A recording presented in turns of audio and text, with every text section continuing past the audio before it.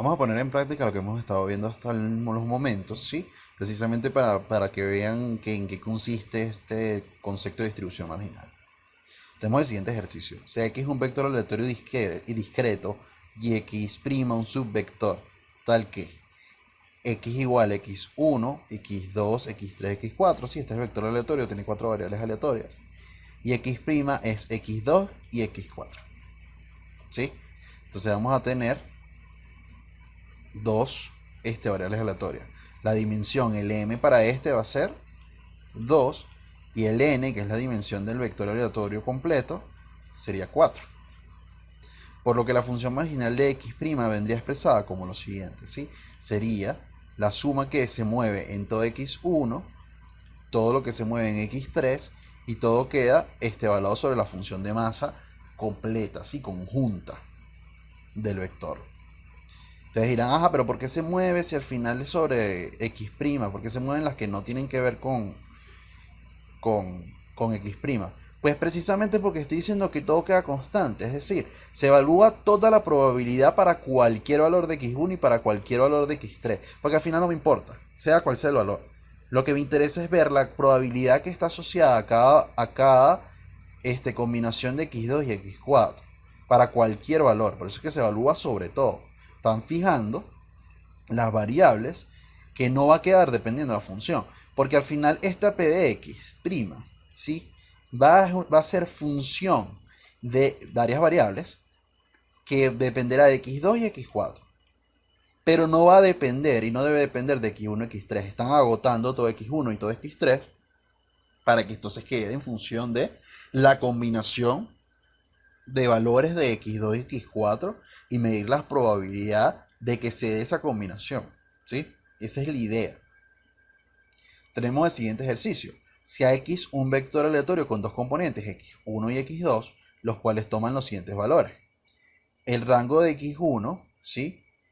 Es -1 y 1. Es decir, esta variable aleatoria puede valer -1 o puede valer 1. Y x2 puede valer 0, 1 y 2. Se realiza un experimento aleatorio donde se lanzan dos dados balanceados, donde x1 toma el valor 1 si la suma de los valores es par, o sea, la suma de los valores del dado es par, y -1 si la suma de los valores es impar. Y x2 es el número de 5 obtenido en ambos lanzamientos, que pueden ser ninguno, puede ser 1 o pueden ser que en ambos lanzamientos se obtuvo 5. Hay las funciones de masa marginal de x1 y x2 respectivamente. ¿Qué pasa? Primero hay que plantearse la distribución conjunta, ya que gracias al planteamiento del ejercicio podemos obtenerla, ¿sí? Entonces fíjense cómo se construyen normalmente las distribuciones de conjuntas de probabilidades cuando tenemos funciones de masa, cuando tenemos la variable discreta, como una tabla de contingencia. Es una variable que es una tabla que enfrenta x1 con x2. Tenemos x1 y los valores que puede tomar, tenemos x2 y los valores que puede tomar. Tenemos que medir, ¿sí?, la probabilidad de que x1 valga 1, es decir, que la suma sea par, ¿sí? Y que x2 de 0, es decir, que haya sido par, pero también que no se hayan obtenido 5 y 6. Pues fíjense, para que dé par la suma, ¿sí?, tenemos que separar el hecho de que el número de lanzamientos sean par o sean impares. Fíjense, tenemos aquí el 1, 3 y 5. Entonces lo vamos a enfrentar es a ellos mismos. ¿Por qué? El número sumado a sí mismo, o sea, que me haya dado el lanzamiento dos veces, obviamente va a ser par para todos los casos.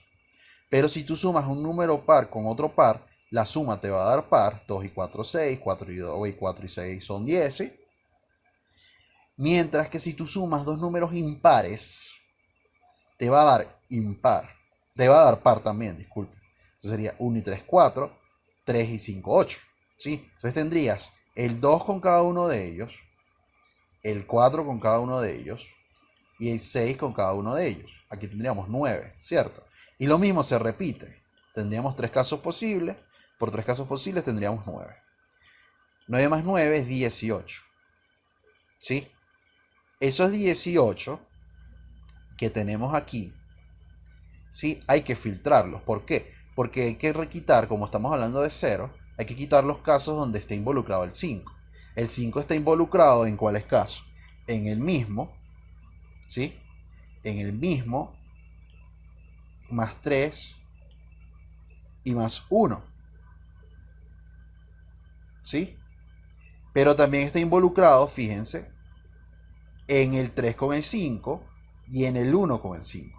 Entonces aquí serían 1, 2, 3, 4 y 5. O sea que le restaríamos 5 casos, quedaría 13 sobre los 36 posibles. Aquí no estaríamos asumiendo que el orden no importa, aquí estaríamos trabajando con que el orden importa. Si asumen que el orden no importa, las probabilidades deberían darle aproximadamente lo mismo. Obviamente que yo estoy dejando todo en fracciones para simplificar.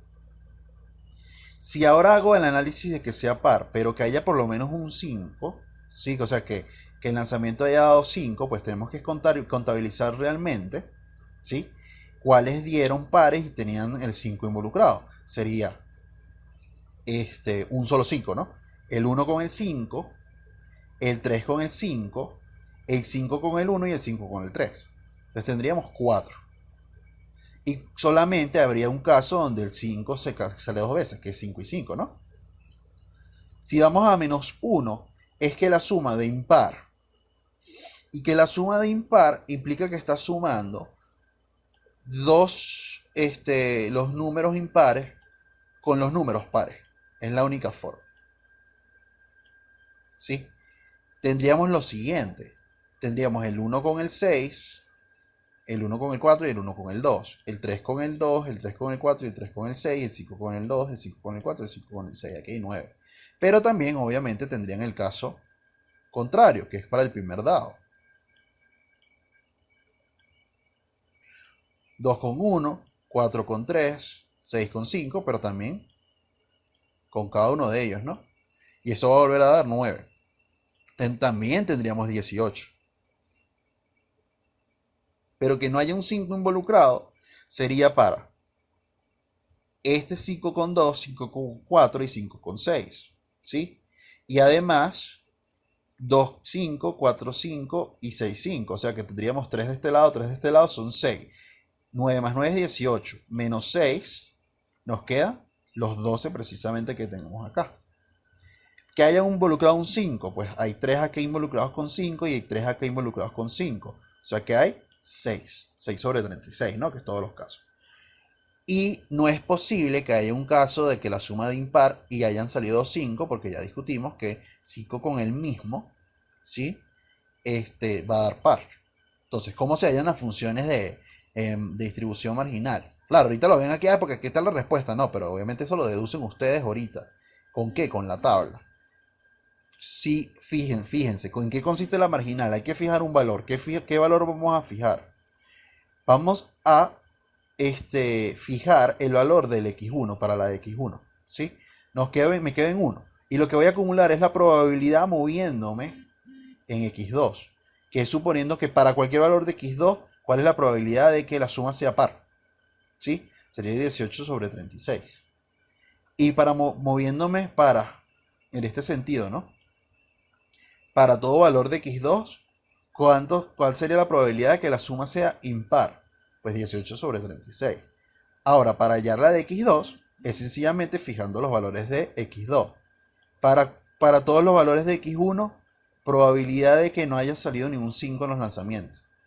Para todo valor de x1, probabilidad de que se haya salido un solo 5. Y probabilidad de que haya salido 2 5 para todo valor de x1 sería 1 sobre 36, ¿sí? Y esas son las funciones de distribución marginal que tienen acá. Que todo esto debería sumar 1, debería cuadrar, ¿no? Entonces, ¿cuál sería la marginal de x1? La marginal de x1 sería 18 sobre 36 para x1 igual a 1 y 18 sobre 36 para x1 igual a menos 1. Y la marginal de x2 sería 25 sobre 36 para x2 igual a 0, 10 sobre 36 para x2 igual a 1 y 1 sobre 36 para x2 igual a 2. Y con eso tendrían resuelto el problema.